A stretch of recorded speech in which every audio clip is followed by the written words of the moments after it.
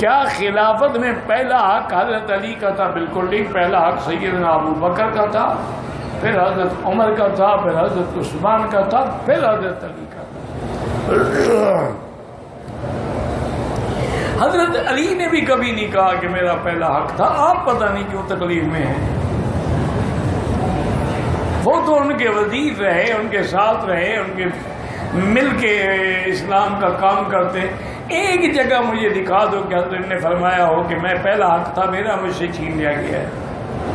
ان کو تکلیف ہے 1400 سال کے بعد۔ واقعات تاریخوں میں جو ہونا ان کا کوئی اعتبار نہیں ہوتا۔ اب یہاں پہ سب مورخین لکھ دیتے ہیں۔ آج تک جو دنیا لڑ رہی ہے یزید کے مسئلے پر، اس مسئلے پر، یہ کیا یہ تاریخ والوں کا عذاب ہے۔ چونکہ حضور کی وفات کے بعد، صحابہ کے بعد، تابعین کے بعد تو جتنے علماء تھے ان نے تو حدیث کی خدمت کی نا، تاریخ کا میدان چھوڑ دیا۔ تاریخ کی کتابیں ساری شیعہ نے لکھی ہیں۔